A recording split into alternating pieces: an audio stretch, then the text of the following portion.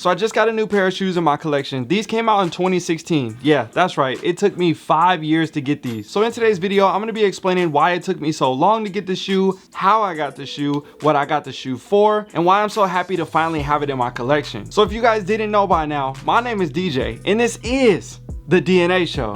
So I'm sure a lot of you guys remember the boxes from this era. The 2016 era had a lot of sneakers that were on the verge of coming back to solid quality, and there were a lot of different things going on because remember back in 2013 to 2015 there were definitely a lot of sneakers that just had terrible quality when it came to Jordan releases. During this time in 2016, I was a senior in college, planning on moving back home, training for the NFL, and on the process of buying 2 different homes. So there were definitely a lot of things going on in my life, and sneakers definitely were still important to me, but I was using my sneakers to leverage to use that money to then purchase real estate because my mind and priorities were so much more shifted to real estate in 2016 and 17. I definitely let a lot of releases slip through the cracks along the way. At that time, I had a little over 700 pairs of shoes in my collection. I was definitely working on downsizing, liquidating, and using that money, like I said earlier, to purchase real estate. I ended up selling a few hundred pairs of shoes during that time, and my only focus was all money in, no money out. So I'm sure you guys are wondering by now, what sneaker am I talking about that released in 2016?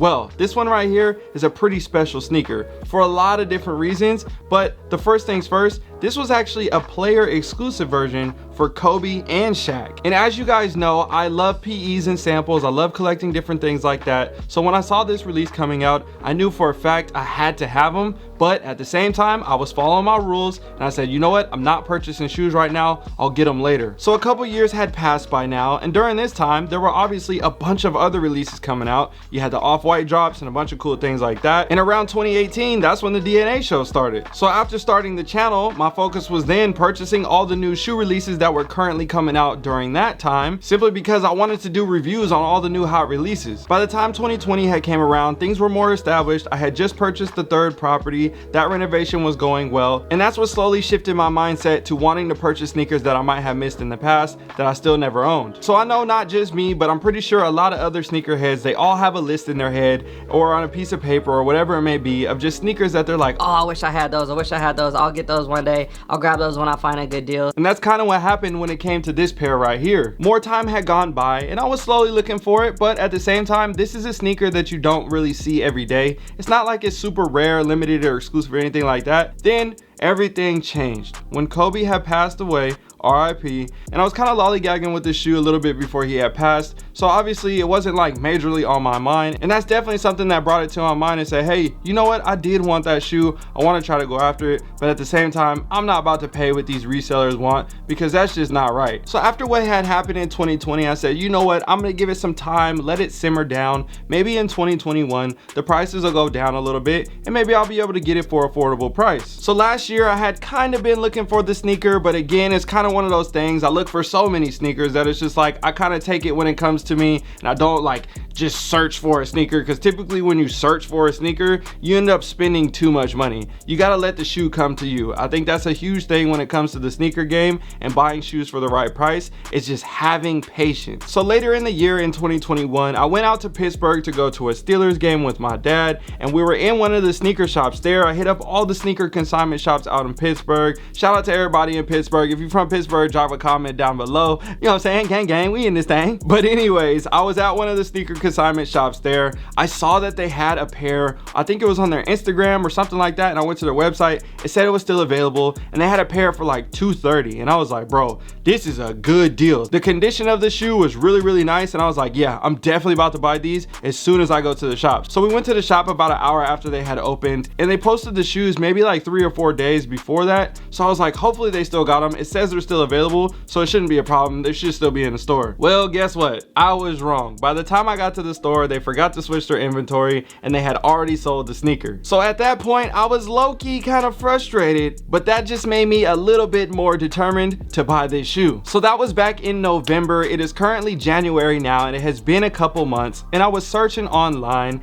and I saw my local shop here in Portland, Index PDX. They ended up having the shoe on their website. So as soon as I saw that, I immediately went down there the next day after my meetings to make sure that they had the shoe. They told me it was in stock, and I purchased it as soon as I saw it. So now I can officially say, oh, we got the shoe. And that kind of explains the short story behind this sneaker and what made me go after it and how I ended up getting it over time and all these different things and why it took me 5 years to get the shoe, because I was being patient, I missed out on it, all these different things. But either way, I finally got them and I'm definitely very happy. So I hope you guys are enjoying these B-roll shots as well with the in-hand look, just showing you guys the different details, and I'll run over them real quick for you guys since this isn't like a full review or anything like that. But basically we have the purple on the upper with the patent leather, matching on the midsole as well, the white outsole with the yellow Jumpman here on the back, the yellow hit on the back tab, and the yellow 23. And that's something I was saying is a little bit different than the Kobe and Shaq PE, because they actually had their numbers on the back and the coloring was just a little bit different as well.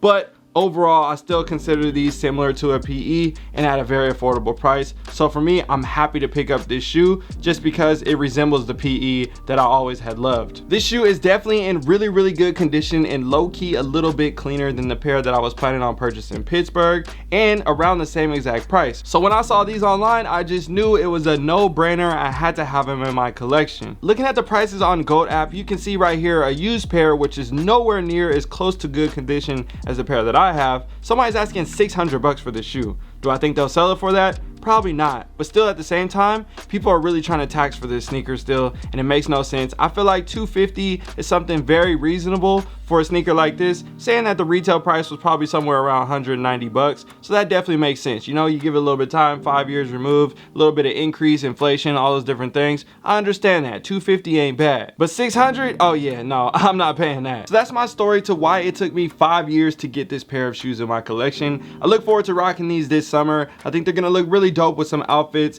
Let's bring that, actually no, let's not bring the hype back for the Jordan 9s, but I do want to say I definitely have an appreciation for the Jordan 9s, and I think this is a nice addition to the collection. I mean, yeah, we could let everybody keep all the hype for the lower numbers, you know, everybody, they just love the Jordan 1s, but people be sleeping on like 8s and 9s and 10s and different stuff like that, so we're gonna let them keep sleeping. Hopefully they don't do no crazy collab with somebody and just start driving the hype and demand up again, because I think right now you can find some solid models with some solid colorways for some decent prices still. So hopefully, let's keep our fingers crossed that it stays like that for a while. And the last thing before I go, you guys know I gotta say it, we are so close to 1 million subscribers. I need you guys to hit the subscribe button, join the family, join the all right, I get it, bro. Yes, I know we still need like 800,000 more subscribers. It's okay, we're gonna be there soon.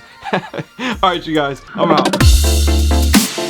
Yo, if you enjoyed this video and want to grow your collection or make extra money on the side, I built a VIP mastermind that will teach you everything that I've learned about growing my sneaker collection over the past 15 years. This will also give you access to the DNA fam in my VIP community where we talk about investing outside of sneakers. And don't worry, if you don't plan on joining the VIP community, it's okay. I also set up a private DNA fam community that gives you access to all the behind the scenes looks from the studio and multiple chances to win free sneakers and gear from weekly and monthly challenges. So all you need to do is click on the link down below in the description or the first link pinned in the comment section. That will get you set up and into the community. I'm excited to see you guys on the inside.